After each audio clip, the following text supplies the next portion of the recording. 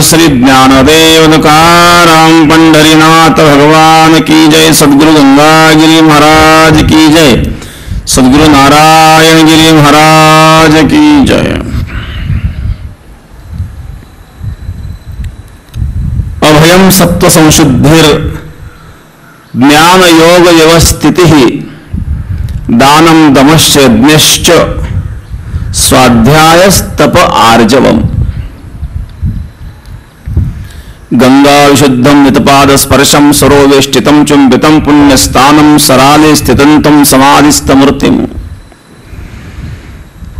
नमामि गंगागिरियोगिराजं शुचिः शीलः समोदक्षः सप्रतापि जितेन्द्रियं तम नारायणगिरिं वंदे सच्चिदानंद विग्रहम्।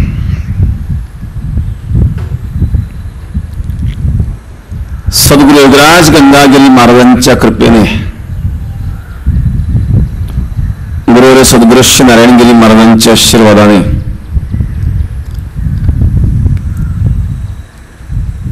173 असताना अखंड हरिनाम सप्ताह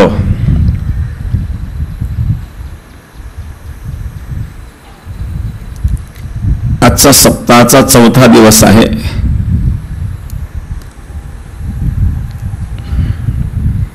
आणि प्रवचन 3रं आहे।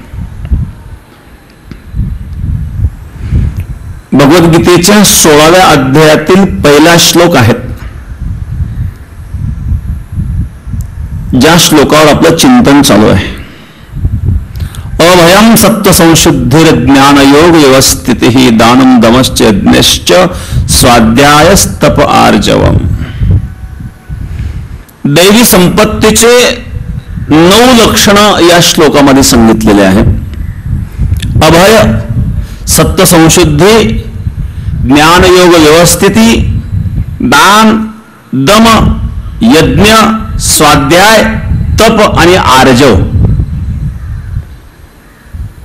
हे 9 लक्षण या श्लोकामध्ये आहे। आणि दुसऱ्या श्लोकामध्ये 11 लक्षण आहेत बरं का। अहिंसा, सत्यमक्रोध, त्याग, शांतिरपैशुनम, दया, भूतेष्वलोलुप्त्वम, मार्दवम, ह्रीरचापलम। अहिंसा, सत्य, अक्रोध, त्याग, शांती, अपेशुन, दया, अलोलुपता, मार्दव, ह्री, अचापलम असे 11 लक्षण आहेत। आणि 3ऱ्या श्लोकामध्ये 6 लक्षणं सांगितलेले आहेत। तेजः, क्षमा, धृतिः, शौचम, अद्रोहो, नातिमानिता, भवन्ति संपदम दैवीम अभिजातस्य भारत। हे दैवी संपत्तीचे लक्षण आहेत। या 3ऱ्या श्लोकामध्ये 6 लक्षण तेज, क्षमा, धृती, शौच, अद्रोह, नातिमानिता, न अतिमानिता असे हे 6 9, 11 आणि 6 असे 26 लक्षण आहेत या 3 श्लोकामध्ये। या प्रत्येक लक्षणाचं जर विवेचन करायचं ठरलं तर आता आपले 7 दिवस पूर्ण आहे। अजून पहिलंच लक्षण चालू आहे आपलं अभयम। अभयम सत्व संशुद्धेर ज्ञानयोग व्यवस्थिति। अभयम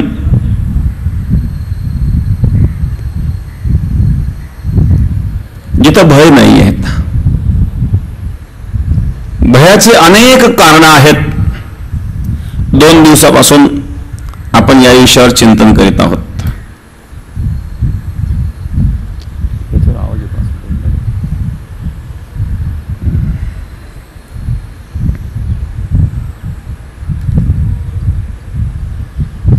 नाही, आवाज नाही आला पाहिजे थोडस।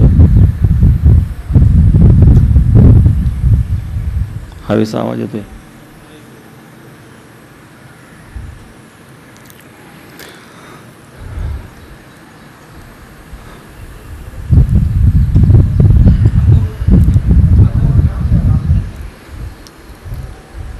अभय,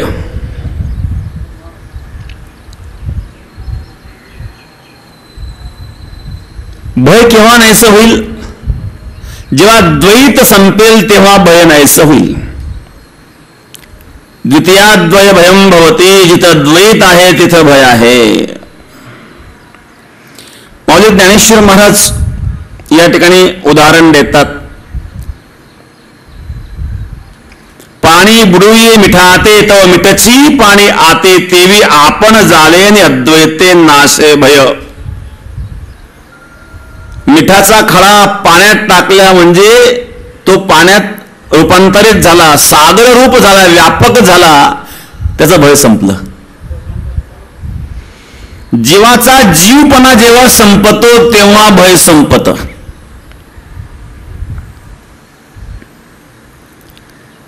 आणि मग जीवपणा कसा संपेल, द्वैत कसा संपेल, त्याकरता अध्यात्माची आवश्यकता आहे. त्याकरता वेदांत शास्त्राने साधन चतुष्टय सांगितलेत. विवेक, वैराग्य, शमादेशटक, मोक्षत्व.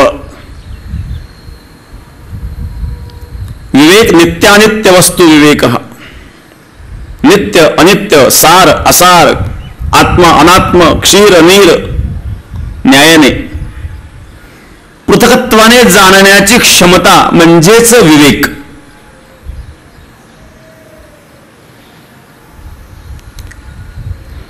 विवेक असेल तर सार असार कळेल.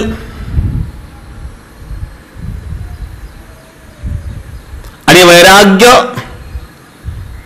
इहामुत्रार्य फलभोग विराग. इह म्हणजे या लोकातील, अमुत्र म्हणजे परलोकातील.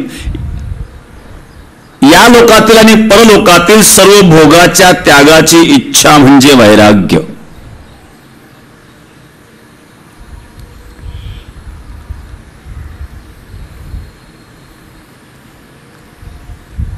तत्वानुसंधान ग्रंथामध्ये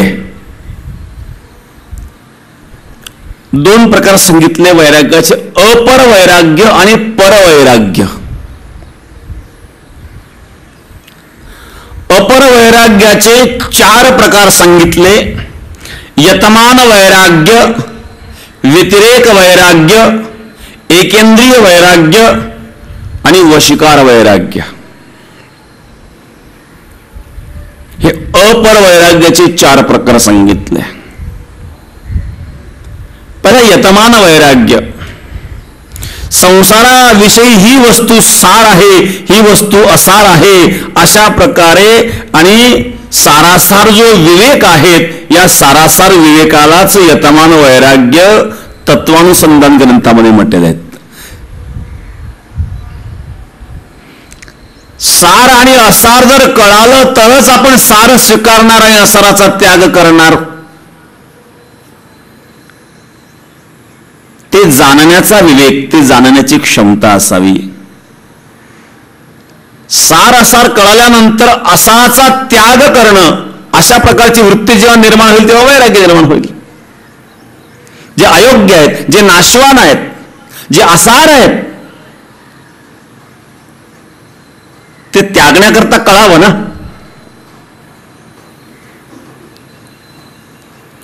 सारासार विवेक म्हणजेच यतमान वैराग्य. दुसरे व्यतिरेक वैराग्य. चित्तामध्ये राग द्वेषादी द्वंद्व आहेत, दोष आहेत, परंतु जो चित्तवृत्ती अंतरंग करतो, आत्मनिरीक्षण करतो आणि आत्मनिरीक्षण करून हा विचार करतो की माझे किती दोष गेले आणि किती शिल्लक आहेत. गेलेल्या दोषांबद्दल तो समाधान व्यक्त करतो आणि जे दोष शिल्लक आहे ते नष्ट करण्याचा प्रयत्न करतो. आणि अशा प्रकारची जी वृत्ती आहे त्या वृत्तीला व्यतिरेक वैराग्य म्हटलं. हे वैराग्याच्या दिशेने पाऊल आहेत. कारण काही गुणदोष मनुष्यामध्ये असतात, गुन्हे असतात, दोषही असतात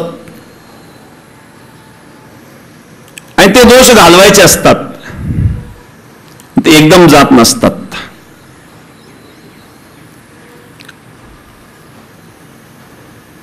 माऊली वर्णन करतात, हळूहळू ढाळे ढाळे केतू लेणी एके वेळे मार्गाचे बळे निश्चित ठाके. हळूहळू प्रयत्नाने अभ्यासाने या गोष्टी शक्य होतात.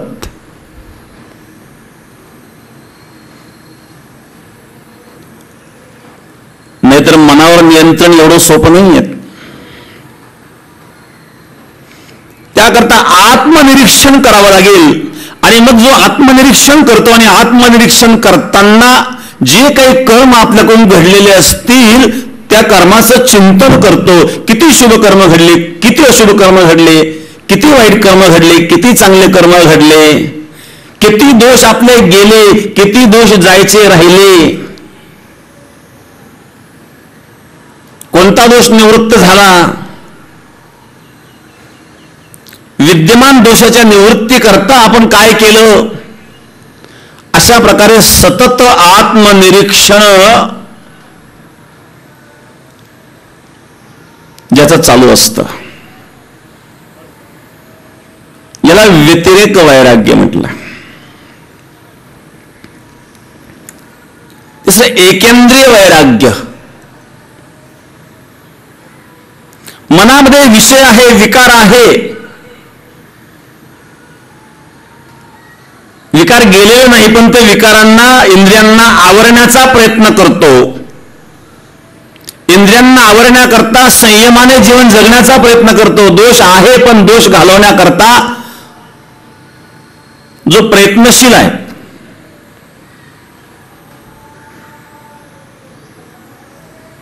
त्याला एकेंद्रिय वैराग्य म्हटलंय. हळूहळू हळूहळू अध्यात्माच्या मार्गाने चाललाय त्याला एक समाधान आहे. पूर्वी काय अवस्था होती, आज काय आहेत, पूर्वीच्या स्वभावामध्ये कोणकोणत्या प्रकारचे दोष होते, ते दोष आज कसे कसे कमी झालेले आहेत. मनामध्ये विकार आहे पण त्या विकारांवर नियंत्रण मिळवण्याचा प्रयत्नही आहे.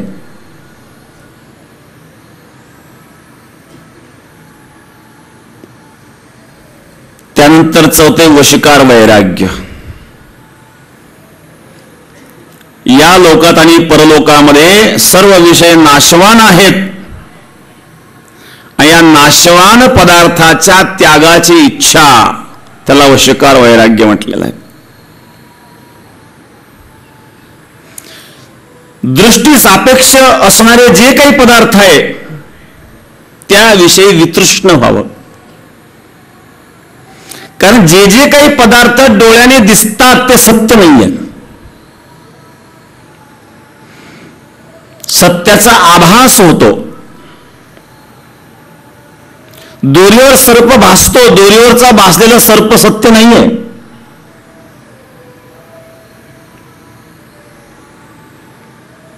दोरी हे अधिष्ठान आहे, त्या दोरीच्या अधिष्ठानावर सर्प अध्यस्त आहेत. अध्यस्त अधिष्ठान रूप असतो कारण त्यामध्ये दोरी सत्य आहे, अध्यस्त सर्प सत्य नाही. तर दोरीवर सर्पाचा जो भास होतो तो भ्रमामुळे होतो. तर संसारामध्ये दिसणारे जे दृश्य पदार्थ आहे हे भ्रमरूप आहे. आणि म्हणून याविषयी ज्या तृष्णा आहे, ज्या आकांक्षा आहेत त्या तृष्णा ज्याच्या संपल्या तो वितृष्ण झाला.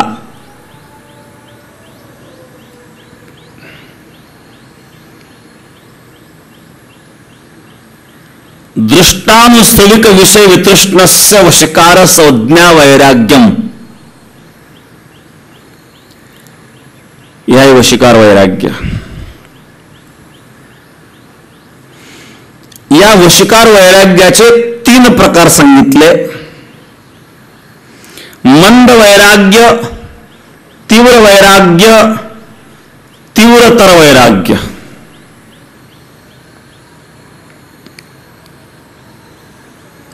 मंद वैराग्य स्त्री पुत्र धन इत्यादिक प्रिय पदार्थाचा वियोग झाला असता संसाराचा विवेक त्याला निर्माण होतो आणि वैराग्य निर्माण होतं. आणि त्यागाची बुद्धी, त्यागाची इच्छा निर्माण होते. पण केव्हा प्रतिकूल परिस्थिती निर्माण होते तेव्हा. घरामध्ये नेहमी नेहमी नवरा बायकोतच भांडण होत राहतं, त्याला वाटतं काय संसारच खरं नाही, वैताग तो जाऊन बसतो एखाद्या आश्रमामध्ये. हे मंद वैराग्य आहे. निमित्त काही का होईना पण कुठल्या तरी निमित्ताने आणि त्यागण्याची भावना मनामध्ये निर्माण झाली. मग स्त्री पुत्र धन अधिक इत्यादी जे आहेत, प्रिय पदार्थाचा वियोग. एखादा धनवान असतो, प्रतिकूल परिस्थिती निर्माण होते, तो दरिद्री होतो, प्रिय पदार्थाचा वियोग होतो, त्याला वैराग्य निर्माण होतो.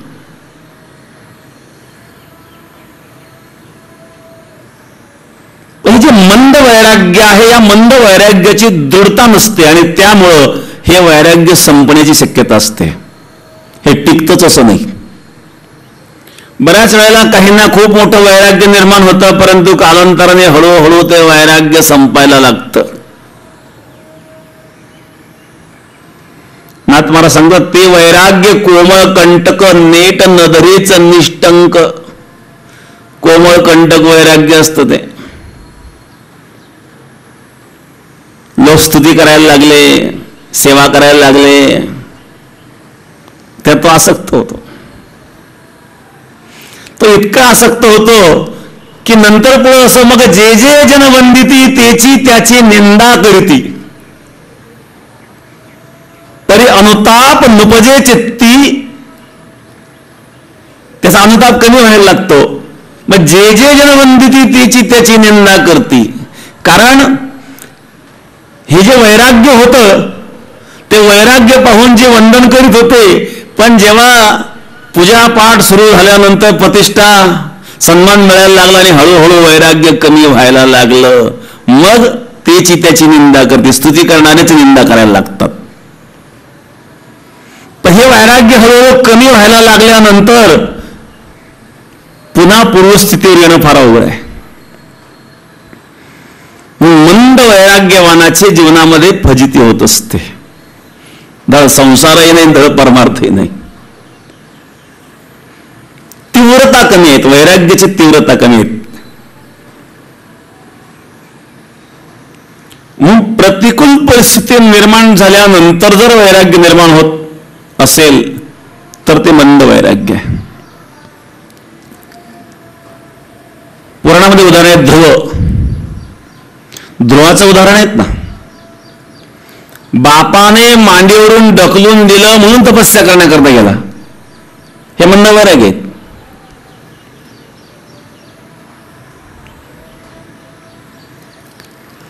ध्रुवाने तपस्या केली. ध्रुवाच्या तपस्येचा परिणाम म्हणजे भगवान परमात्मा प्रत्यक्ष प्रकट झाले, हे जरी सत्य असलं तर कुठली तरी अपेक्षा ठेवून तपस्या केलेली आहे. उत्तानपादाने जेव्हा ध्रुवाला मांडीवरून ढकलून दिलं, उत्तानपाद राजा होता, त्याला 2 पत्न्या होत्या, सुरुची आणि सुनीती. आणि सुनीतीचा पुत्र होता ध्रुव आणि सुरुचीचा पुत्र होता उत्तम. उत्तानपाद म्हणजे जीव. या जीवालाच उत्तानपाद म्हणतात. पाद म्हणजे चरण, पाय. उत्तान म्हणजे वर, वर पाय खाली डोकं. अशा अवस्थेमध्ये जीव हा गर्भावस्थेत असतो बरं का. म्हणून तो जन्माला येताना डोक्याने येतो, म्हणून बहुतेक डोकाळू असतात, पायाळू फार थोडे असतात. म्हणून तो नेहमी डोक्यातच राहतो, नको त्या ठिकाणी. जन्मापासून डोकाळूच आहेत. वर पाय खाली डोकं, ही जीवाची अवस्था आहे. गर्भावस्थेमध्ये हा जीव अशा अवस्थेमध्ये असतो. उत्तानपाद म्हणजे जीव. या जीवाचा जेव्हा नीतीशी संयोग होतो तेव्हा ध्रुव जन्माला येतो, सुनीती.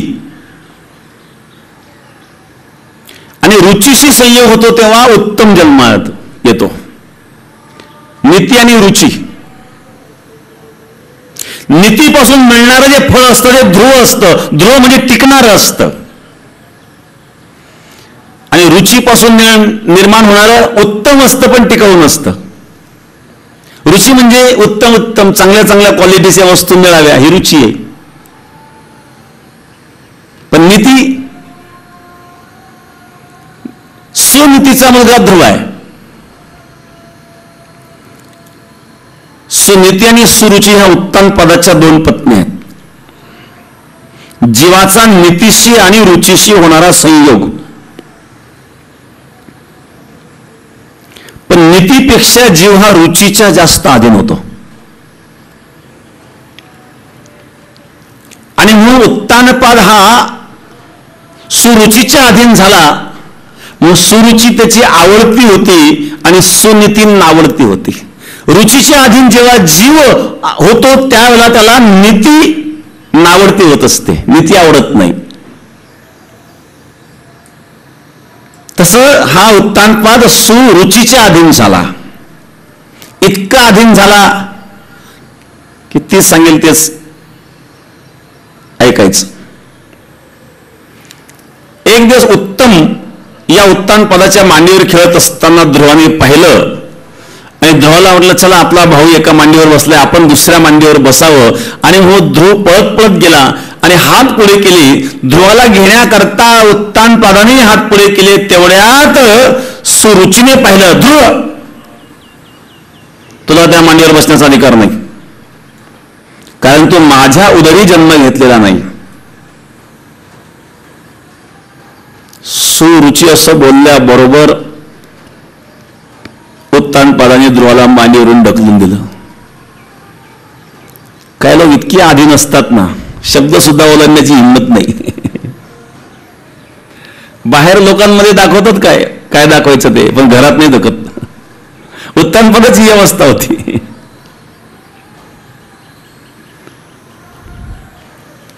ध्रुवाला तो अपमान वाटला. ध्रुव रडत रडत आईकडे गेला आणि आईला सांगितलं अशा अशा प्रकारे मला सुरुचीने अपमानित केलंय. सुनीतीने समजावून सांगितलं, बाळ याचं काही वाईट मानायचं नसतं, यातून बोध घ्यायचा असतो.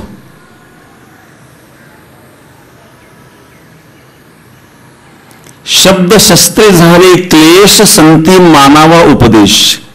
मुक्ताबाई वर्णन करतात ताटीच्या अभंगामध्ये.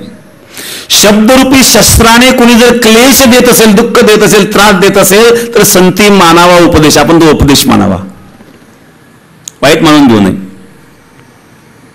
का दुःख मानतोस तू? तुला काय वाईट सांगितलं? तपस्या करायला सांगितलं ना. सुरुची म्हणली देवाची तपस्या कर, भगवंताची प्राप्ती कर आणि भगवंताला मागणी माग, माझ्या उदरी जन्माला ये आणि मग त्या मांडीवर बसता येईल तुला.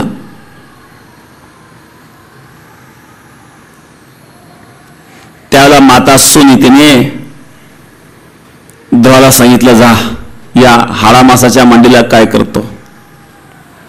ऐसी जगह बैठे कोई न बोले उठ, ऐसी बात बोले कोई न बोले झूठ. अशा जागेवर बसावं कोणी उठ म्हणणार नाही.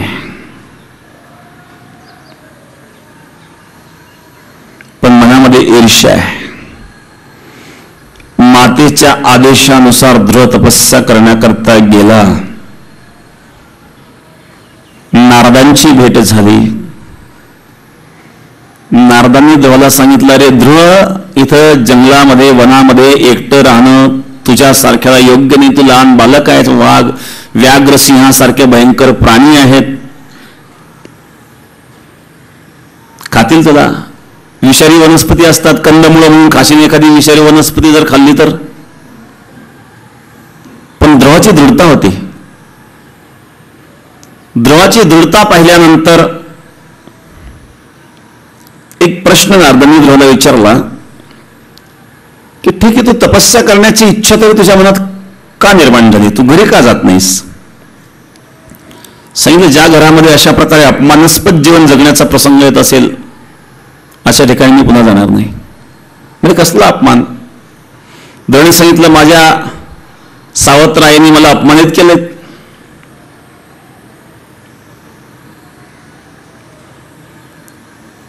नारदांनी 3 गोष्टी सांगितल्या ध्रुवाला. गुणाधिकम गम लिप्सेत अनुक्रोश गुणाधमात मैत्री समानात इच्छेत नतापैरभिभूयते. कोणी गुणाने आपल्यापेक्षा अधिक असेल तर त्याचा सन्मान करावा,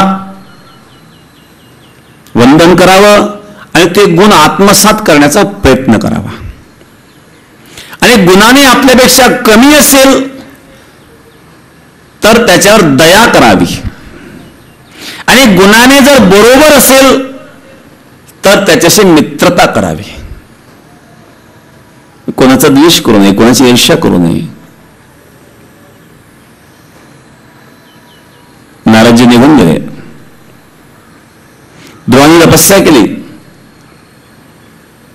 हळूहळू अन्नाचा त्याग केला, जलाचा त्याग केला, वायू पिऊन राहू लागला. 6 महिने तपस्या झाली. भगवान परमात्मा प्रकट झाले.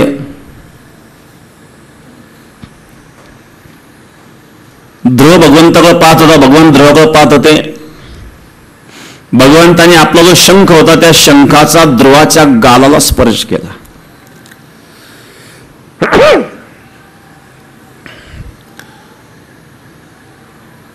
आणि ध्रुवाने बोलायला सुरुवात केली भगवंताची स्तुती.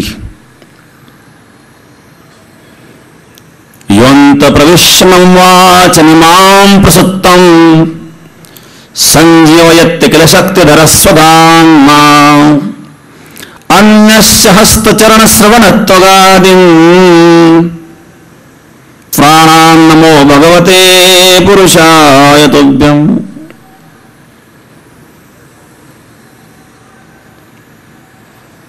भगवंताची स्तुती केली आणि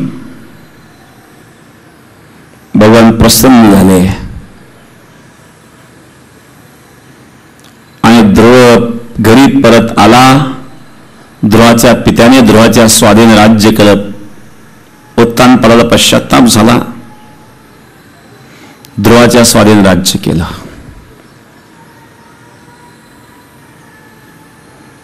ही कथा मी कशा करता सांगितली? ध्रुवाला वैराग्य निर्माण झालं पण पुन्हा घरी येऊन राज्य करायला लागलं ना. हे वैराग्य असतं का? हे कोणतं वैराग्य?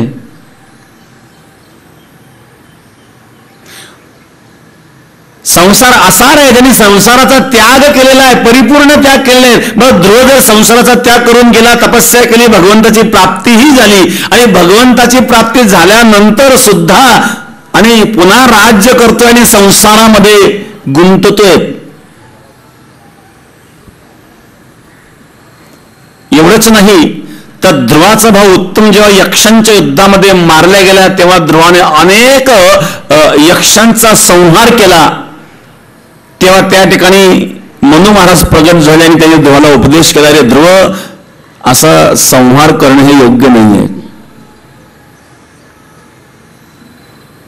बघा, कधी कधी मनुष्य जेव्हा परमार्थाच्या वातावरणामध्ये राहतो तेव्हा खूप परमार्थ करतो, पण या वातावरणातून पुन्हा तो संसारामध्ये गेल्यानंतर हे सगळं विसरून जातो. हा ध्रुवाने राज्य केलं, त्यानंतर वृद्धावस्थेमध्ये त्याला जे वैराग्य निर्माण झालं ध्रुवाला, ते महत्वाचं, ते तीव्र वैराग्य. पण बालपणी जे वैराग्य निर्माण झालेलं होतं ते मंद वैराग्य होतं. मंद वैराग्यवान जो मनुष्य आहे हा संसारातून विरक्त जरी झाला तरी पुन्हा तो संसारामध्ये येऊ शकतो आणि पुन्हा त्याच्या मनामध्ये असणारे जे संस्कार ते गेलेले नसतात, ते मधून मधून चमकतात. जसं दुधामध्ये केर पडलेला असेल ना, दूध जर उकळत असेल तर तो केर मधून मधून चमकतो, पुन्हा अदृश्य होतो, पुन्हा चमकतो, पुन्हा अदृश्य होतो. तसे विषयाचे विकाराचे संस्कार मधून मधून चमकतात.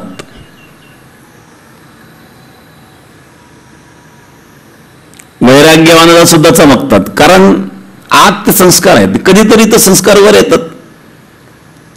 दुधामध्ये केर आहेत ना, तो चमकणार आहे केव्हा तरी उकळत्या दुधामध्ये, पुन्हा अदृश्य होणार.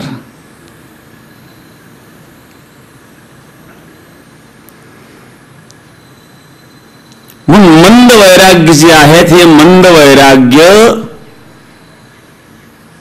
जरी वैराग्य असलं तरी ते मंद वैराग्य दृढ नसल्यामुळं कधी कधी ते साधकाला पुन्हा संसारामध्ये लुटतं, ढकलतं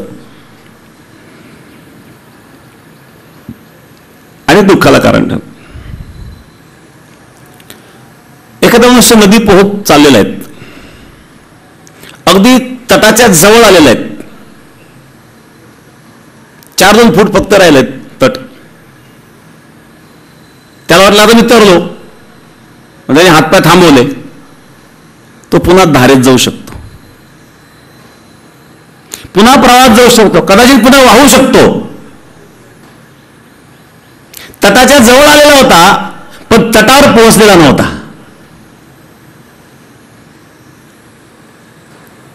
तसं काही लोक परमार्थ करतो, अगदी जवळ येतात. काही साधक साधना करीत असताना आपल्या साध्याच्या अगदी जवळ पोहोचतात आणि पुन्हा दूर जातात, पुन्हा दूर जातात. कधी कधी इतकी दूर जातात की पूर्ण वाहवले जातात.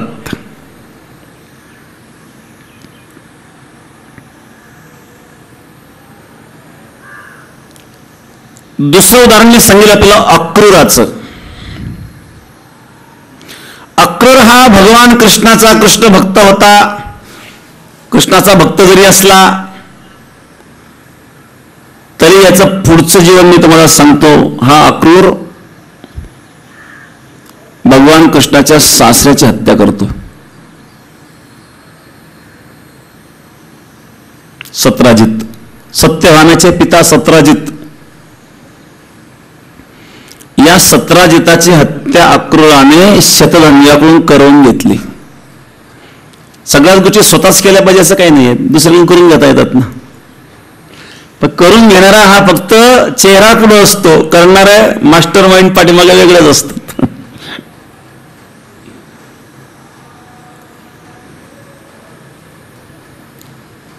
शतधन्वाला चेहरा बनवलं, पण एक करून घेणारा मास्टर माइंड कोण? अक्रूर.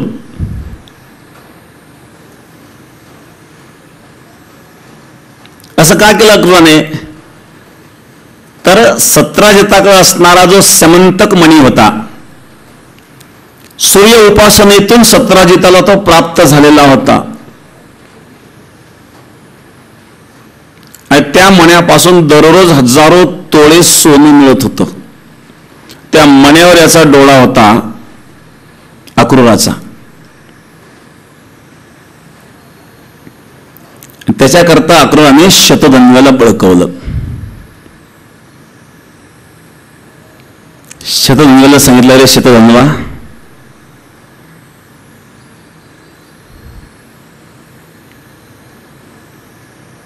तुला आठवतं का, सत्यभामेशी शतधन्वाचा विवाह ठरला होता, परंतु काही कारणाने ते सोयरीक मोडलं आणि नंतर सत्यभामेचा विवाह कृष्णाशी झाला. कधी होतं, कधी कधी लग्न जमलं मोडतं, काहींचं साखरपुड्यानंतर मोडतं, काहींचं लग्नाच्या आदल्या दिवशी मोडतं, काहींचं नवरदेव मंडपात, नवरीचा पत्ता नाही. अशा अनेक प्रकार घडतात.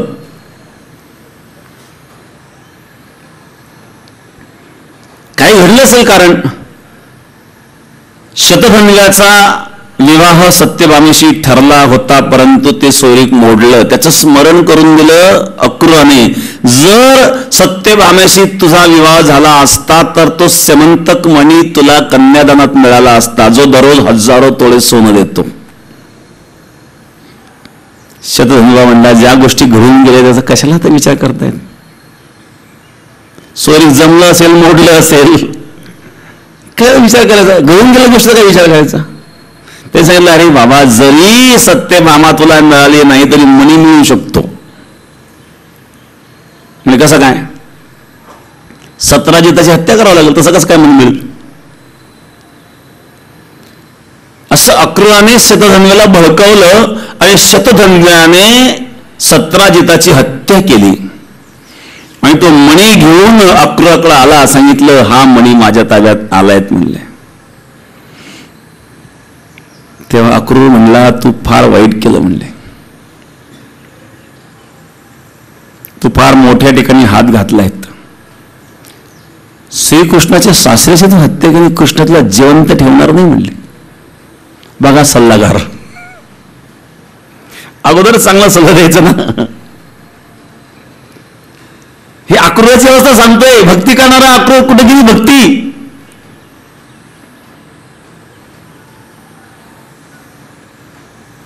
भगवंताच्या दर्शनाकरता व्याकुळ होणारा अक्रूर, आणि त्या अक्रूराची ही स्थिती सांगतोय मी तुम्हाला.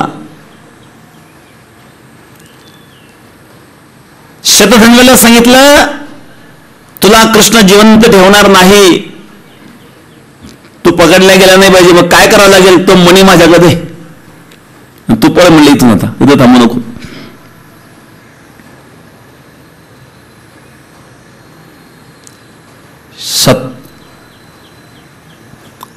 17 जिताची हत्या झाली. भगवान कृष्ण परमात्मा क्रोधायमान झाले आणि शतधन्वाचा पाठलाग करून शतधन्वाला ठार केलं.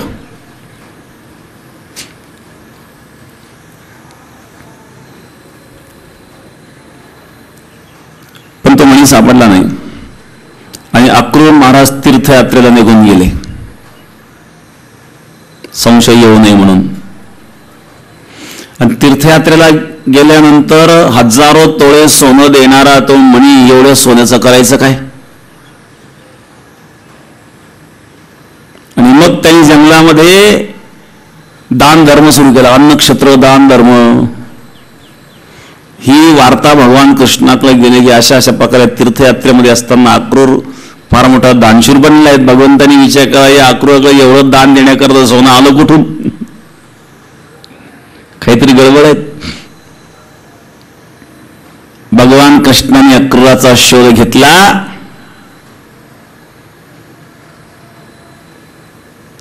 आणि अक्रूर सांगितलं मणी कुठे सांग.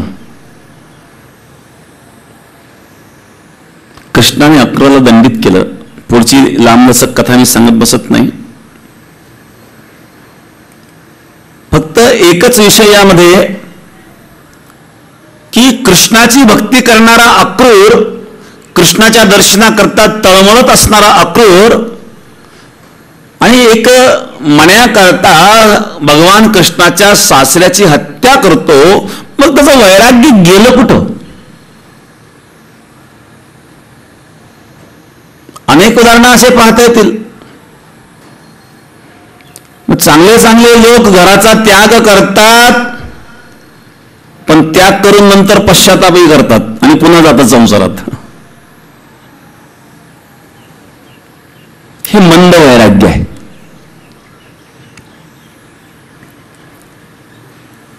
दुसरं तीव्र वैराग्य.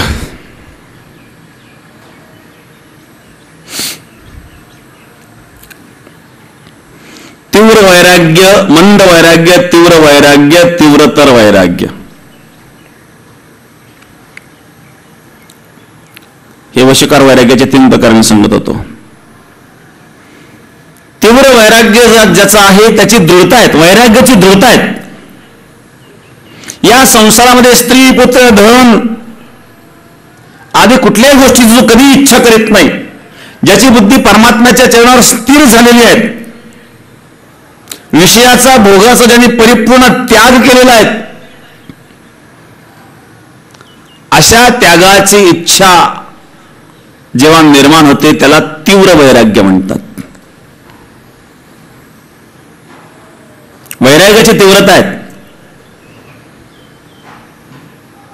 पुरे हा संसार, पुरे झाला संसार. विटले हे चित्त प्रपंचापासून चित्त विटले वमनते मनी वैसदास. वमनाप्रमाणे ज्यांना संसार वाटतोय हे वैराग्य ज्यांचं, हा त्याग आहे. हे तीव्र वैराग्य.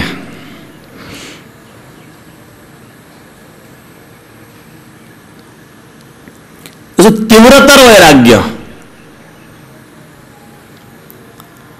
तीव्रतर वैराग्यामध्ये या सर्व भोगाचा त्याग तर आहेच, परंतु परलोकातील सुद्धा भोगाची इच्छा नाहीये. ब्रह्मदेवापासून तर गवताच्या काळीपर्यंत, इंद्रापासून तर उंदरापर्यंत जेवढे सगळे जीव असतील हे सगळे दुःख भोगणारे आहेत. संसाराच्या भोगाच्या त्यागाची तर इच्छा आहेच, परंतु संसारातील भोगाच्या त्यागाच्या बरोबर परलोकातील भोगाची सुद्धा इच्छा नाही.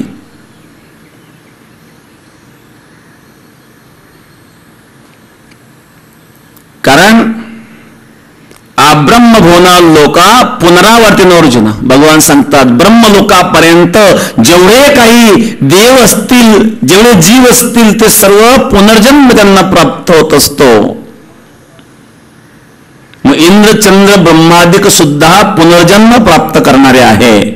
म्हणून संत त्यांना देव मानित नसून जीवच म्हणतात, कारण ज्याचा पुन्हा जन्म होतो तो जीव आहे.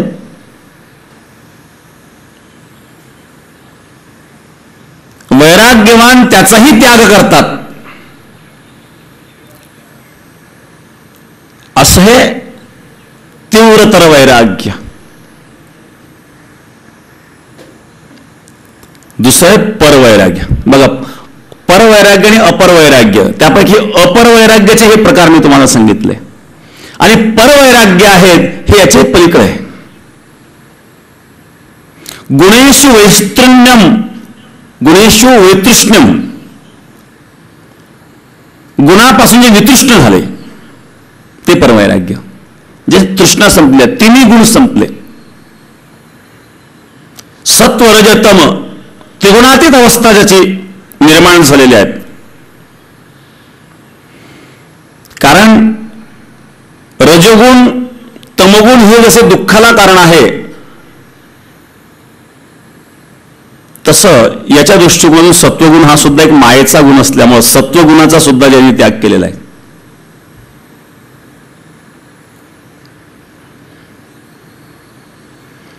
देहोहम ही वृत्ती जशी घातक आहेत, तशी सोहम वृत्ती सुद्धा घातक आहे. देहोहम मध्ये अज्ञान आहेत,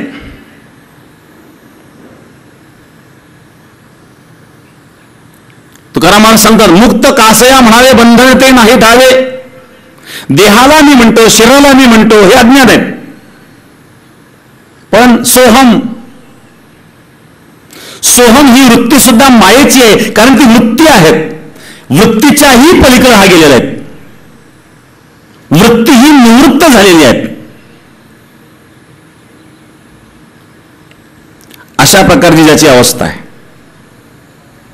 वृत्ती ही निवृत्ती झाली, जन न दिसे देते. आता त्यांना जगत दिसत नाही. अशा प्रकारची अवस्था झालेला एक वैराग्यवान, याला परवैराग्य म्हणतात.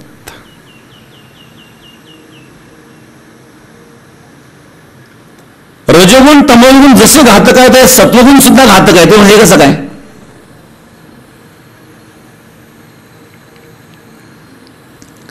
एका माणसाची बायको त्याला खूप त्रास द्यायची, दररोज भांडणं व्हायची.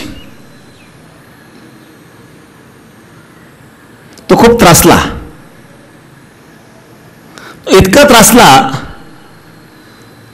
की त्याने बायकोला मारूनच टाकलं. बायको मेली, ती झाली हादळीन. जिवंत होती तर घरी गेल्यावर त्रास द्यायची, कमी कमी बाहेर तरी सुख होतं ना. आता ती हडळीन झाल्यामुळं कुठेही गेलो तर ती बरोबरच. रात्री झोपलं तरी स्वप्नात सुद्धा हजर, झोपेमध्ये स्वप्नातही हजर. हा गेला हरिद्वार ऋषिकेशला निघून लांब, रात्री तिथेच स्वप्नात आली. हा म्हणा तू कोणत्या गाडीने आली? ते म्हणजे मला गाडीची गरजच नाही. मग जिवंत होती तेव्हा फक्त घरी गेल्यावर त्रास देत होती, आता मेल्यानंतर हडळीत झाली तर ते पाहिजे तेव्हा रात्रंदिवस त्रास देते आहेत. याचा अर्थ रजोगुण तमोगुण हे स्थूल आहेत, सत्वगुणापासून निर्माण होणारी जी सोहमवृत्ती ही सूक्ष्म आहेत. हे ज्ञानाचा अभिमान, देह अहंकारापेक्षा ज्ञानाभिमान जास्त सूक्ष्म आहे आणि तो जास्त त्रासदायक आहे. जशी जिवंत स्त्री जरी त्रासदायक असली तरी तिच्याशी संयोग आला तरच ती त्रास देते, पण ती जर पिशाच्य बनली तर ती केव्हाही भेटू शकते, ते झोपेत स्वप्नातही भेटेल.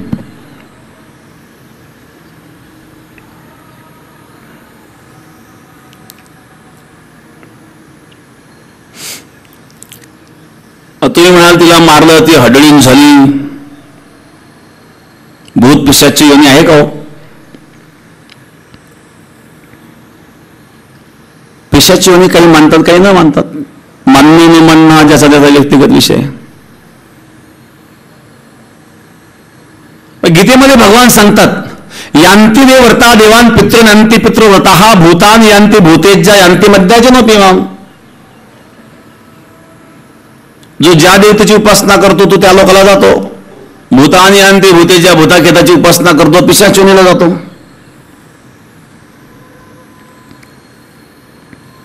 यजन्ते सात्विका देवान यक्ष रक्षंशी राजसा प्रेतान भूतगणाश्चन्य यजन्ते तामसा जना.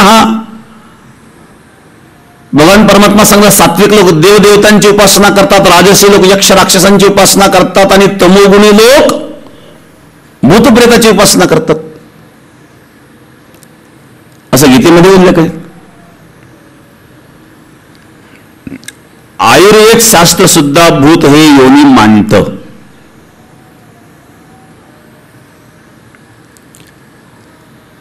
आयुर्वेदामध्ये 7 प्रकारचे उन्माद सांगितले आहेत.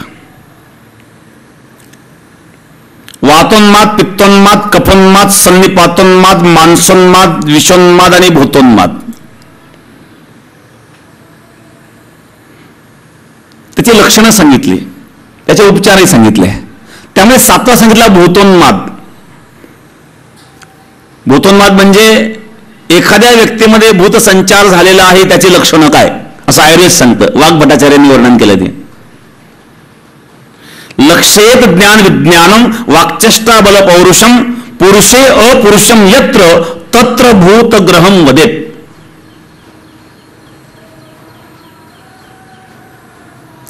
ज्ञान विज्ञान वाणी चेष्टा बल आणि पौरुष्य हे विलक्षण रीतीने ज्याच्यामध्ये वेगळ्या पद्धतीने आढळतं. लक्षेत ज्ञान विज्ञानम. ज्ञान बघा, एखाद्या व्यक्तीला आणि भूतबाधा झालेली असेल तर तो असं काही बोलतो की ते त्याला कधी माहित नसतं, अशी भाषा तो बोलतो. आपल्या काही उदाहरणं डोळ्यासमोर आहेत, पाहतो आपण की जी भाषा त्याला स्वतःलाही माहिती नाही पण ते त्या काळामध्ये तो बोलतो. वाणी, त्याच्या वाणीमध्ये एक नेहमीच्या वाणीपेक्षा वेगळेपणा असतो.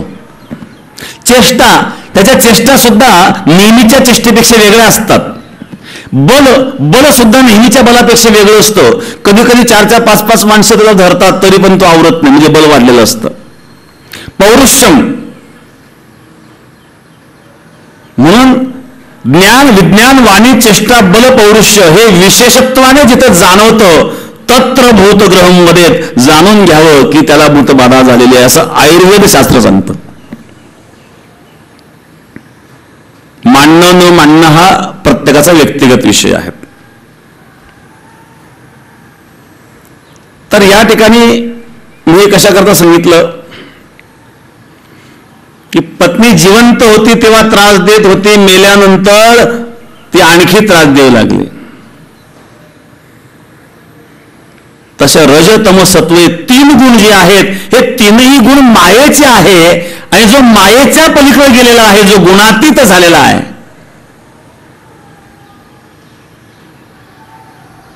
त्याला परमहंस म्हणतात.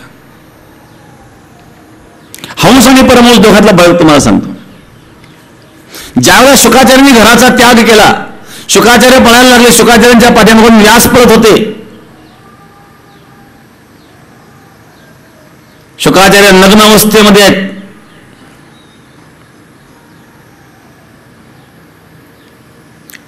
काही अप्सरा स्नान करीत होत्या. शुकाचार्य गेले, त्यांना काही वाटलं नाही, पण व्यासांना पाहिल्यानंतर त्यांना लाज वाटली आणि त्यांनी वस्त्र परिधान केले. तेव्हा व्यासांनी विचारलं, तुमच्याजवळून तरुण मुलगा गेला, तुम्हाला त्याबद्दल काही वाटलं नाही, मला पाहिल्यानंतर तुम्हाला लाज का वाटली? मी तर म्हातारा आहे. तेव्हा त्या अप्सरांनी सांगितलं, तुम्ही राजहंस आहात आणि शुकाचार्य परमहंस आहेत.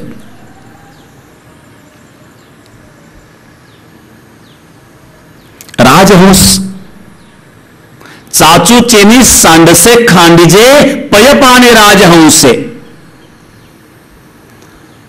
राजहंस काय करतो? क्षीर नीर विभाग येतू हंस हंस बको बका. हा हंस आणि बघत फरक काय आहेत? दूध आणि पाणी एकत्रित केल्यानंतर हंस दूध पितो, पाणी शिल्लक ठेवतो. बघायला तसं करता येत नाही. क्षीर नीर न्यायाने असाराचा त्याग करून सार स्वीकारणं, अशा प्रकारची वृत्ती ही हंस वृत्ती आहे, राजहंस वृत्ती आहे. परंतु सार आणि असार, रजतम सत्व या तीन गुणाच्या पलीकडे जी अवस्था आहे, आणि अशी अवस्था ज्याची निर्माण झाली त्याला परमहंस म्हणतात. मुक्त कासया म्हणावे, बंधन ते नाही ठावे. बंधनच नाही तर मुक्ती कशाची? कारण बागुलाचे मी मरणे तोषावे की बाळपणे. बागुलबुवा मेला, कोणाला आनंद झाला? लहान मुलाला, कारण बागुलबुवा नावाचं कोणी नव्हतंच.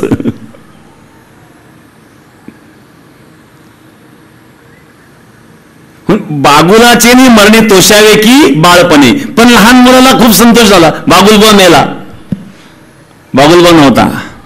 तसं ज्ञात्याच्या दृष्टिकोनातून माझ्या निजस्वरूपाचे ठाई बद्ध मुक्तता दोन्ही नाही. बद्धता मुक्तता गुणाचे ठाई आभासी पाही गुणकार्ये. बद्धता आणि मुक्तता हे दोन्ही सुद्धा आभास आहेत. आणि अशी त्याची अवस्था निर्माण झाली. हे आहे परवैराग्य. सत्वरजतमय प्रकृतीचे आहेत, प्रकृतीचा जो पलीकडे गेलेला आहे.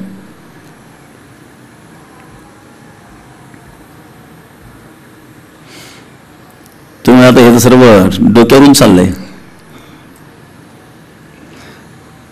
हे तरी कोणाला सांगावं आपण बरं? हे वैराग्य. साधन चतुष्टयाने युक्त असावं लागतं साधकाला. खरोखर साधक वृत्ती असेल तर हे जाणून घेणं महत्वाचं आहे. नाही तर संसार तर चालूच आहेत. विवेक वैराग्य समाधी षटक, शम दम श्रद्धा उपरम समाधान तितिक्षा. शम म्हणजे मनोनिग्रह. दुष्ट वासनांपासून मनाला आवरणं याला शम म्हणतात. मनाला वासनांपासून आवरावं लागेल.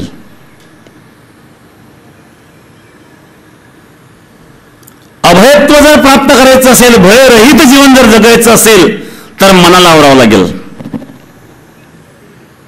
मन हे चोर आहेत. कोणत्या क्षणी कुठं जाऊन येईल सांगता येत नाही.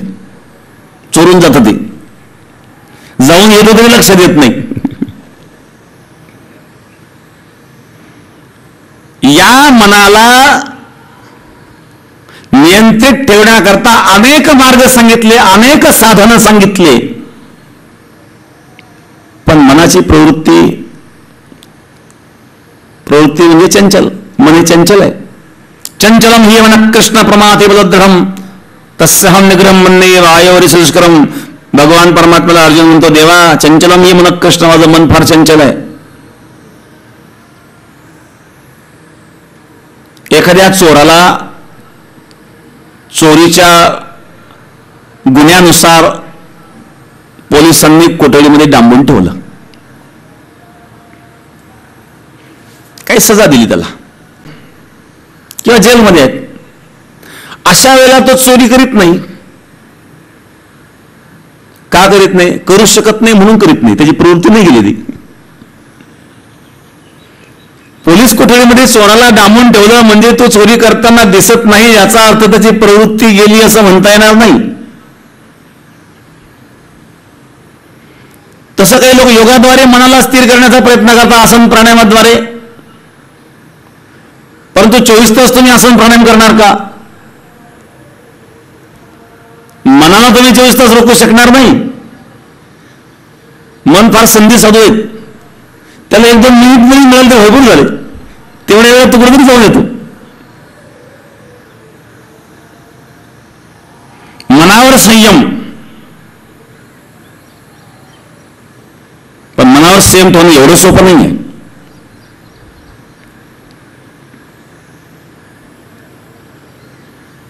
म्हणून या मनाला परमार्थाला लावायचं आहे. मला ज्ञानेश्वर महाराज वर्णन करतात ना, ऋणू झुनू रे भ्रमरा, सांड तो अवगुणू रे भ्रमरा, चरण कामला दळू रे भ्रमरा, भोगी तो निश्चळू रे भ्रमरा.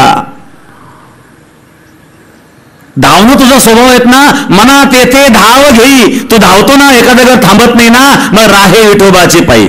धावायचं तर त्या परमात्म्याच्या चरणावर धाव. म्हणून गीतेमध्ये भगवंताने 10व्या अध्यायामध्ये जो विभूती योग सांगितला, अनेक ठिकाणी प्रत्येक वस्तूमध्ये मी आहे हे भगवंत दाखवायचं आहे. म्हणजे जिथं तुमची दृष्टी जाईल तिथं भगवान आहे अशी वृत्ती झाली म्हणजे कुठेही धाव, जिथं धावाल तिथं परमात्मा, परमात्म्याच्या चरणावर समर्पित. असं असेल तर मन स्थिर होऊ शकतं, अन्यथा मन स्थिर होऊ शकत नाही. जेवढं जेवढं तुम्ही मनाला ताब्यात ठेवण्याचा प्रयत्न कराल तेवढं ते आणखी चंचल होतं. एकांतात तर जास्त चंचल होतं. एकांतात जाऊन ध्यान करून बसा बरं, ध्यान धरतं का? काही लोक उगा ध्यानच नाटक करतात. चित्त जर शुद्ध झालं नाही आणि तुम्ही डोळे लावून बसल्यावर ध्यान होईल का? डोळे बंद करून बसणं म्हणजे ध्यान नाहीये.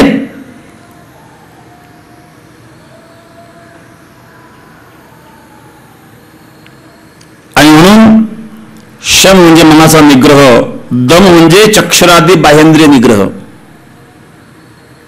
एकतर मनाला जाऊन देऊ नये, गेलं मन तर शरीर जाऊन देऊ नये. कबीर महाराज सांगतात, मन गया तो जाने दो, मत जाने दो शरीर. कधी कधी शरीराला रोख, मन गेलं तर मनही जाऊ नये, पण ते गेलंय ना, मग मत जाने दो शरीर. कमीत कमी धनुष्याच हातात धरलेलं आहे, पण तीर सोडल्याशिवाय तर जाणार नाही ना. तसं मनात जरी आलं पण क्रिया तू केली नाही ना, मग कमीत कमी तेवढं तरी त्या पापापासून वाचशील. मन गया तो जाने दो, मत जाने दो शरीर. इंद्रिय निग्रह, या इंद्रियांना विषयापासून भोगापासून रोखायचं आहे.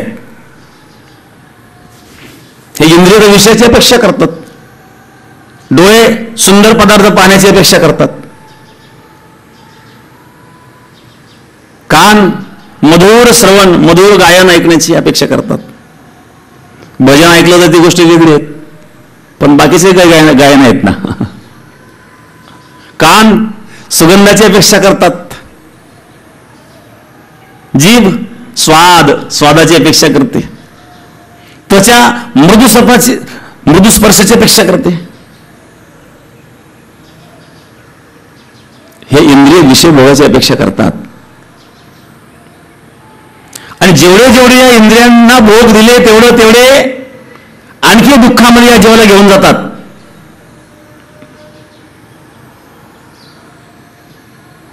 भोगे रोगा जोडून या दिले आणि का अरुची ते हो का आता सकाळपासून. महाराज सांगतो मला अरुची झाली यापासून.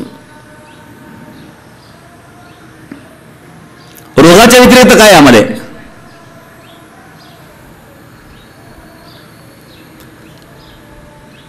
अशा प्रकारची अवस्था जेव्हा निर्माण होते तेव्हा श्रद्धा निर्माण होते. श्रद्धावान लभते ज्ञानम तत्पर संयतेंद्रिय, ज्ञानम लब्ध्वा पराम शांती. आणि जिथं शांती तिथं अभय आहे. मनावर नियंत्रण, इंद्रियांवर नियंत्रण झाल्याच्या नंतर श्रद्धा निर्माण होईल. गुरुवचन आणि शास्त्रवचनावर नितांत विश्वास म्हणजे श्रद्धा. आणि उपरम मध्ये अशा प्रकारे विषयाचा बाह्यवृत्तीचा त्याग आणि त्यानंतर आहे तितिक्षा. सुख दुःख शीत उष्ण रोग हे कष्टा वाचून सहन करणे. कष्टाने सहन तर सगळेच करतात. एकदा एक महात्मा होते आणि त्यांना दिसायला कमी झालं, मोतीबिंदू झाला होता. काही भक्तांनी दिलं डॉक्टरांकडे. ते साधून सांगितलं मी ऑपरेशन करणार नाही. भक्तांनी आग्रह केला. डॉक्टरांनी सांगितलं ऑपरेशन केल्याशिवाय तुमचा मोतीबिंदू कसा निघेल म्हणले. त्यांनी सांगितलं ठीक आहे, ऑपरेशन करण्याची मानसिकता माझी झाली, परंतु भूल द्यायची नाही म्हणले. डॉक्टर म्हणले भूल द्यायची नाही, मग ऑपरेशन करायचं तुम्हाला त्रास होईल, ते तुम्हाला काय करायचं. नाही तर मी ऑपरेशन करणार नाही. डॉक्टर म्हणले ठीक आहे ना, तुमची इच्छा आहे. ऑपरेशन सुरू केलं, ऑपरेशनही सक्सेस झालं. डॉक्टर चकित झाले, तुम्हाला भूल दिली नाही आणि ऑपरेशनही झालं, तुम्हाला काही वाटलं नाही त्याच. ते सगळं वाटण्याचं कारण काय.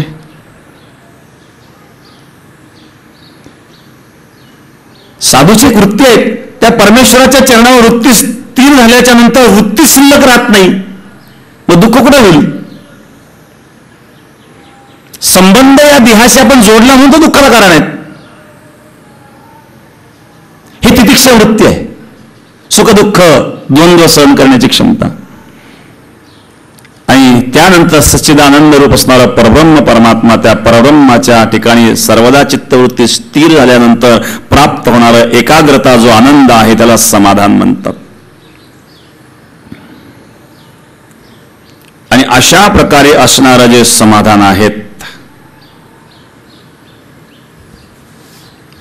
हे समाधान परमार्थातून मिळतं, संसारात नाही. संसारामध्ये समाधान नाही आहे. समाधान हॉटेलमध्ये समाधान आहे का. एक हॉटेलचं नाव होतं समाधान हॉटेल. इथे शुद्ध शाकाहारी भोजन मिळेल. 2-4 वारकरी माळकरी होते, चला आणि शुद्ध शाकाहारी आहेत. सकाळी सकाळी भजे तळायला सुरुवात केली, उंदराने उडी मारली, उकळते तेलात शेपूट धरून दिला उंदीर फेकून पुन्हा भजे तळायला सुरुवात, गरमागरम भजे. हॉटेलचं नाव समाधान हॉटेल. हे माळकरी म्हणले चला शुद्ध शाकाहारी आहेत. सपाटून भजे खाल्ले, 200 रुपये बिल झालं, पैसेच नाही यांच्याकडं. हॉटेल मालक म्हणलं पैसे काढा. म्हणले पैसे, हे तर समाधान हॉटेल आहे, म्हणजे पैसे दिले तर समाधान. तुमचा कोट काढा म्हणल्या, कोट काढून ठेवा, पैसे आणून द्या मग कोट घेऊन जा. समाधानाची जागा संसारामध्ये कुठेही नाही.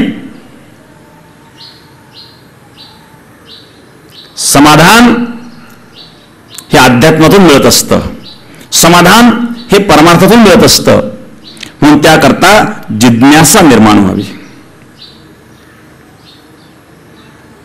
तर अशा प्रकारे एक जिज्ञासू वृत्ती ज्यावेळेला निर्माण होते त्यावेळेला जाणण्याची इच्छा निर्माण होते. खरोखर संसार काय आहेत. मनुष्य आहेत, मग जन्म मरण हा जर संसार आहेत, मग याच्या पलीकडे काही आहे का. आत्मा न मरणारा आहे असं जे अध्यात्मशास्त्र सांगतं हे खरं आहे का. यावर अनेक संशोधन पण झालेत आणि संशोधनातून अनेक वैज्ञानिकांनी हे मत व्यक्त केलं की ज्याचा मृत्यू जवळ आलेल्या आहेत, काही क्षणांचा मृत्यू होणार आहे, अशा व्यक्तीवर काही वैज्ञानिकांनी संशोधन केलं. तर संशोधनातून त्यांना एक जाणवलं की मृत्यू झाला म्हणजे शरीरामध्ये असणारी कुठली तरी एक ऊर्जा आहे की जी शरीरातून निघून गेली आणि शरीर निस्तेज झालं. आणि ती असणारी ऊर्जा ही न मरणारी आहे, मरणारे शरीर आहे. हे वैज्ञानिकांनी सुद्धा विज्ञानाच्या संशोधनातून सांगितलं. पण वैज्ञानिक जेव्हा विज्ञानाच्या संशोधनातून सांगतात, हे आज आपल्याला पटतंय, कोणीतरी अमेरिकेतला वैज्ञानिक सांगतो म्हणून पटतंय. पण भगवंतांनी 5000 वर्षापूर्वी गीतेत लिहून ठेवलंय, नैनम छिंदन्ति शस्त्राणि नैनम दहति पावकः न चैनम क्लेदेन्त्यापन्न शोचयति मारुता शुद्धोयम दाह्योयम अक्लेद्योशोश्च एवच नित्य सर्वगतस्थानुर अचलोयम सनातनः. आत्मा अचल आहे, सनातन आहे, तो न मरणारा आहे. हेच आमचं अध्यात्मशास्त्र सांगतं. कोणीतरी विदेशातला एखादा वैज्ञानिक सांगतो तेव्हा आमच्या बुद्धीला पटतं. पण गीता तेच सांगते, शास्त्र तेच सांगतं. पण अंतःकरणामध्ये जिज्ञासा निर्माण व्हावी लागते. आणि जेव्हा जिज्ञासा निर्माण होते तेव्हा श्रवण घडतं बरं का. आता तुम्ही इथं श्रवण करण्याकरता काही बसलेले आहात. 1 तास प्रवचन होऊन झालेले आहेत. 1 तासामध्ये किती तास तुम्ही श्रवण केलं बघा, मनाला विचारा. काही गोष्टी निष्ठून गेल्या. का गेल्या? याचं कारण आहे की त्यावेळेला मन तुमचं स्थिर नाहीये. मन ज्या वेळेला स्थिर झालं, 1 तासामधून 10-5 मिनिटं फक्त आपण आकलन करतोय, मग बाकीचं तर कुठे गेलं? 10-5 मिनिटचं जे काही ज्ञान आहे तुम्ही आकलन केलं, श्रवण घडलंच नाही. शरीराने जरी श्रवण करण्याकरता आपण बसलेला असाल तरी श्रवण घडलं नाही. का घडलं नाही? जिज्ञासा नाही. जिज्ञासा, तीव्र जिज्ञासा जेव्हा निर्माण होते तेव्हा जीवनामध्ये सफलता मिळत असते बरं का. परमार्थातच नाही, संसारातही असंच आहे. मग जिज्ञासा असा एक पदार्थ आहे, त्याद्वारे ज्ञान प्राप्त होते. जिज्ञासा असा एक पदार्थ आहे की त्याद्वारे विज्ञान प्राप्त होतं. जिज्ञासा असा एक पदार्थ आहे की त्याद्वारे ऐश्वर्य, सत्ता प्राप्त होते, प्रतिष्ठा प्राप्त होते. जिज्ञासा असा एक पदार्थ आहे की त्याद्वारे भक्ती, ज्ञान, वैराग्य प्राप्त होतं, मुक्ती प्राप्त होती. जिज्ञासा असा एक पदार्थ आहे की त्याद्वारे आनंद, सुख, शांती प्राप्त होते. जिज्ञासा एक असा पदार्थ आहे की त्याद्वारे ईश्वराची प्राप्ती होते. जिज्ञासा असा एक पदार्थ आहे की त्याद्वारे तप, योग प्राप्त होतात. मग जीवनामध्ये जिज्ञासा महत्वाची आहे. जिज्ञासा असणारा जो साधक आहे तो साधक सुखाच्या मार्गाने पुढे मार्गक्रमण करतो.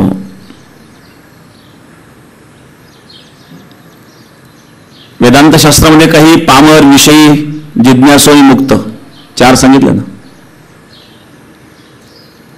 पामर म्हणजे काय? पामर कोणाला म्हणतात? ज्याच्यामध्ये शास्त्र संस्कार नाही, जो देव मानित नाही, परमार्थ मानित नाही, फक्त भोग आणि सुख, आणि भोगात मिळणारे हेच सुख आहेत, याच्या पहिले कुठलेही सुख नाही, असा म्हणणारे पामर आहेत. शास्त्र त्याला पामर म्हणतं. साधू संत देव धर्म काहीच मानित नाही. खावं प्यावं मौज करावी, 4 वाकाचं मत. यावत जीवन सुखम जीवे तृणम कृत्वा घृतम पिबेत भस्मीभूतस्य देहस्य पुनराजीवनम कुतः. जो पण जीवन आहे तो सुखाने जगावं, खावं प्यावं मौज करावी. ऋणम कृत्वा घृतम पिबेत, तूप खावं, पैसे नसले तर ऋणम कृत्वा कर्ज काढावं, नाही पिटलं तर आंदोलन करावं,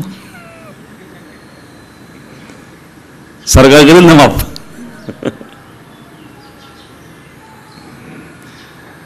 नाहीच फिटलं तर त्यांनी उत्तर फार मजेचं दिलंय. भस्मीभूतस्य देहस्य पुनराजीवनम कुतः. एकदा देह जळून भस्म झाल्यानंतर कोणी कोणी पाहिलं जन्म, कोणी पाहिलं मरण, कोणी पाहिलं स्वर्ग, कोणी पाहिलं नरक. घ्या मजा करू. हा जो वर्ग आहे हा पामर म्हटलं अशा वर्गाला, ज्याला शास्त्र संस्कार नाहीये. दुसरा विषयी हा सुद्धा भोगासक्तच आहे, परंतु हा शास्त्र मानतो, हा उपासनाही करतो, पण विषयाच्या प्राप्ती करता धन द्रव्य संपत्ती सत्ता प्रतिष्ठा प्राप्त व्हावी म्हणून होम हवन करतो, म्हणून पूजा करतो, म्हणून कोणतरी दान करतो, पण उद्देश त्याचा काय आहे? विषय भोग. पण या सर्व विषयाला कंटाळून यामध्ये काहीही सार नाहीये. आजपर्यंत संसारामध्ये सगळं भोगून पाहिलं, अनेकांनी भोगून पाहिलं, पण खरोखर त्यात काहीच मिळालं नाही.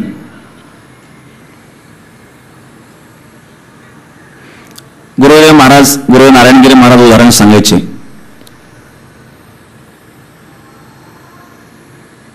रावणाचं उदाहरण.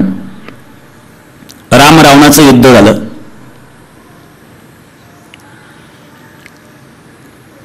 युद्धामध्ये रावण रणांगणात पडला.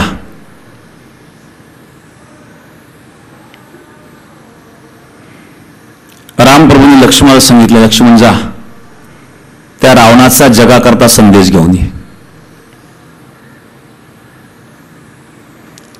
लक्ष्मणाला प्रथमतः आश्चर्य वाटलं, रावणाचा संदेश?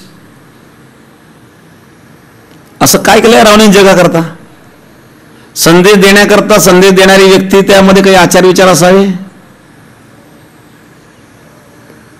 उपदेश करणाराच्या बद्दल श्रवण करणाराच्या मनामध्ये आदर असावा, तर तो उपदेश फलद्रूप होतो,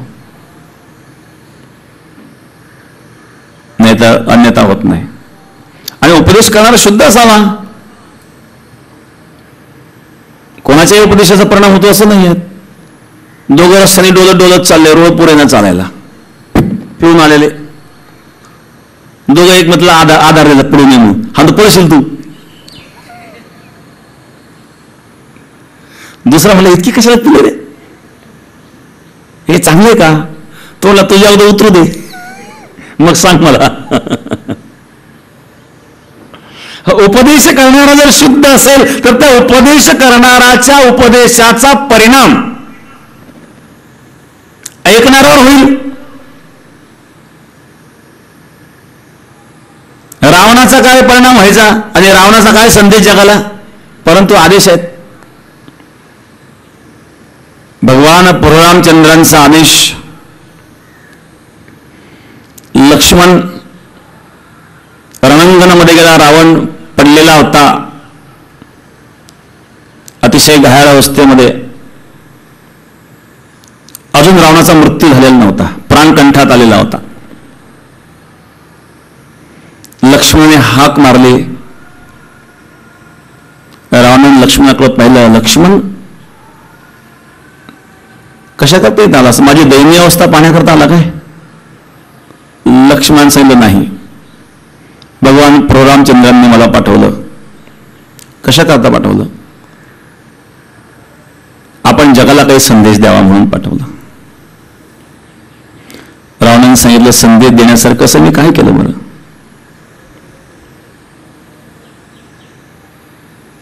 पण रामाची इच्छा आहे तर सांगतो. सुखाकरता, या संसारामध्ये सुखाकरता मी खूप प्रयत्न केले. मला असं वाटलं धन प्राप्त झालं म्हणजे सुख मिळेल. खूप धन कमवलं. किती शुद्ध कांचनाची सप्तकोटी, 7 कोटी सोन्याची घरं होती. इतकं धन कमवलं. हे सगळं काही न्यायाने कमवलं असेल का? अनेक राज्यांवर स्वाऱ्या केल्या, राज्य लुटले. कुबेराला लुटलं.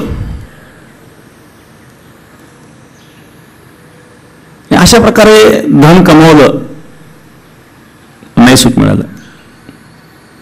सत्ता प्राप्त झाल्यानंतर सुख मिळेल असं वाटलं. ब्रह्मदेव ज्याच्या घरी पंचांग सांगण्याचं काम करतो, त्रैलोक्यावर सत्ता मिळवली, नाही मिळालं सुख. भोगामध्ये सुख मिळेल असं वाटलं. अनेक राजांच्या राजकन्या पळून आणल्या, काही युद्ध करून जिंकून आणल्या, काही ऋषीमुनींच्या कन्या सुद्धा पळून आणल्या, काही ऋषीमुनींनी शाप दिले, पण एक तपस्येच्या बळावर काही जुमानलं नाही. पण हळूहळू पापाचा गळा भरत चालला, पुण्याचा अक्षय होत चालला आणि त्याचा परिणाम ऋषीमुनींचे शाप सुद्धा त्रास देऊ लागले. 80,000 बायका केल्या. रावणाला 80,000 बायका होत्या. काय किती अतिरेक आहेत. कोणी किती श्रीमंत असला तर रावणा इतका श्रीमंत आहे का? रावणाच्या बंगल्याचं व्हॅल्युएशन करा, 50,000च्या पुढे गेले सोनं. आता 50,000 रुपये तोळा. बिल्डिंग बांधण्याकरता किती तोळे मटेरियल लागेल? बिल्डिंगचं मटेरियल तोळ्याने मोजायचं नसतं, तिथं टनाचा आणि ब्राशीवर चालतं सगळं हिशोब. टनाचा हिशोब आहे. मग रावणाच्या बंगल्याचं व्हॅल्युएशन आजच्या मार्केटच्या हिशोबाने काढलं तर आपली प्रॉपर्टी रावणाच्या बाथरूमलाही पुरणार नाही.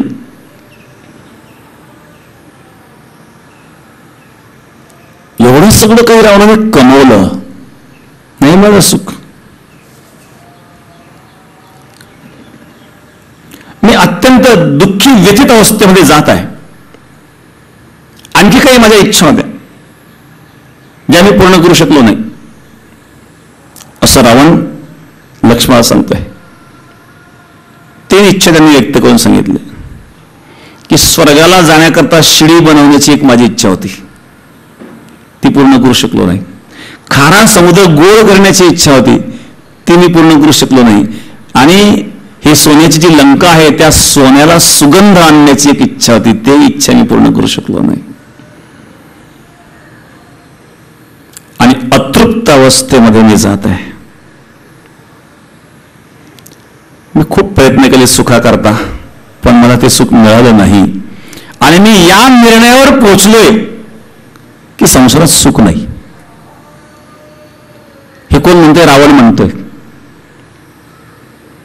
रामप्रभूंनी जो मला आदेश केलेला आहे संदेशाचा, मी हाच संदेश माझ्या अनुभवातून सांगतोय की संसारामध्ये सुखाकरता मी प्रयत्न केले पण विफल ठरलो. बघा, एखादा मनुष्य एखाद्या कार्यामध्ये सफल ठरतो तर सफल ठरणाऱ्याचे विचार ऐकण्याकरता अनेक लोक उत्सुक असतात, परंतु सफल ठरणाऱ्याचे विचार जेवढे महत्वाचे तेवढेच विफल ठरणाऱ्याचे सुद्धा विचार महत्वाचे असतात. कारण विफलतेचे जे काही परिणाम असतात ते त्यांनी भोगलेले असतात. आणि म्हणून रावण विफल झालेला होता. म्हणून भगवान श्रीरामचंद्रांनी रावणाचा सुद्धा संदेश घेतला जगाकरता. आणि शेवटी एवढ्या सर्व विचारातून रावणाला हे मत मांडावं लागलं की सुख नावाची वस्तू या संसारामध्ये नाही. अशा प्रकारे विचाराअंती ज्या वेळेला मनुष्य अशा प्रकारची वृत्ती बनवतो त्यावेळेला एक जिज्ञासू अवस्था त्याला प्राप्त होत असते. आणि जिज्ञासू अवस्था निर्माण झाल्याच्या नंतर मग तो साधनेला लागतो. शिवसंहिता नावाच्या ग्रंथामध्ये 4 प्रकारचे साधक सांगितले. मृदू साधक, मध्य साधक, अधिमात्र साधक आणि अधिमात्रतम साधक. आता 2:30 वाजलेले आहेत. बघू उद्या आपल्याला या विषयावर बोलता येईल. अजून 4-2 दिवस आहेत बाकी. हे कशा करता करायचं आहे? जीवनातलं भय घालवण्याकरता हे सर्व काही करायचं आहे. हे जाणून घेतल्याशिवाय अभय ही अवस्था प्राप्त होणार नाही. अभयम सत्य संशुद्धी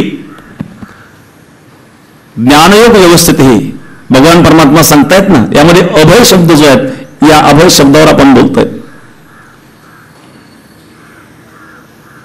अभय प्राप्त करण्याकरता जीवनामध्ये साधना असावी. त्यावेळेला अंतःकरणामध्ये सात्विकता निर्माण होईल आणि सात्विकतेच्याही मग परिपूर्ण अवस्था होल्यानंतर सात्विकतेच्याही पलीकडं ज्या ठिकाणी केवळ परब्रह्म आहेत, फक्त आनंद आहेत, अशी एक अवस्था आहे. भगवान परमात्मा सांगतायत अभयम सत्व संशोधिर ज्ञान योग व्यवस्थिती दानम दमश्च यज्ञश्च स्वाध्याय तप आर्जवम. सप्ताह सुंदर चालू आहेत. अखंड भजन 24 तास जे आपल्या सप्ताहाची नेहमीची पद्धत असते त्या पद्धतीप्रमाणे अगदी प्रेमाने आनंदाने आपण सर्व भजन करीत आहात. भजनामध्ये कुठली उणी भासत नाही. 173वा हा सप्ताह गुरुदेव नारायणगिरी महाराजांची इच्छा होती की कुठेतरी अज्ञातवासामध्ये सप्ताह व्हावा आणि महाराजांनीच ती इच्छा या सप्ताहाच्या माध्यमातून पूर्ण करून घेतलेली आहे. आणि कुठंतरी बाहेर करायचं म्हटल्यानंतर बाहेर तर अज्ञातवासात सप्ताह होणं शक्य नव्हतं, म्हणून महाराजांनीच बेट निवडलं. आणि परिस्थिती निर्माण झाली या कोरोना महामारीच्या या माध्यमातून आणि अज्ञातवासामध्ये हा सप्ताह चालू आहे. महाराज नेहमी म्हणायचे आम्हाला एकांतात कुठेतरी मुरमेरे बुटांचा सप्ताह करायचा आहे. असाच हा एकांतात सुंदर अशा प्रकारे हा सप्ताह पार पडत आहे. भजनी मंडळ, महाराज मंडळी सर्वांना धन्यवाद. आपण सर्व कष्ट घेत आहात. उत्साहामध्ये आपलं भजन चालू आहे. प्रत्यक्ष महाराजांच्या सान्निध्यामध्ये आहेत, कारण महाराजांच्या समाधी मंदिराच्या समोर आहेत. आज या ठिकाणी आपल्या सप्ताहाचे अध्यक्ष, सप्ताह कमिटीचे अध्यक्ष माननीय वैजापूर तालुक्याचे विद्यमान आमदार बोळणारे सर या ठिकाणी उपस्थित आहेत. आणि आज योगायोग आहेत. आज त्यांचा जन्मदिवस आहेत, वाढदिवस आहेत. तर आपल्या भक्तगणांच्या वतीने आपल्याला वाढदिवसाच्या शुभेच्छा. चांगलं काम आपल्याकडून घडो, आपल्याला आरोग्य, चांगल्या प्रकारचं आयुष्य लाभो आणि अशा प्रकारे काम करण्याची संधी सतत आपल्याला प्राप्त हो, जेणेकरून समाजाचे काम आपल्याला करता येतील. उपस्थित असणारे सर्व महाराज मंडळी, भजनी मंडळ, गायनाचार्य, मृदंगाचार्य सर्वांना धन्यवाद. आजचे वाक्पुष्प गुरुवर्यांच्या चरणी समर्पित. पुंडलिक वरदे हरी विठ्ठल श्री ज्ञानदेव तुकाराम सद्गुरु गंगागिरी महाराज की जय, सद्गुरु नारायणगिरी महाराज की जय, पंढरीनाथ भगवान की जय.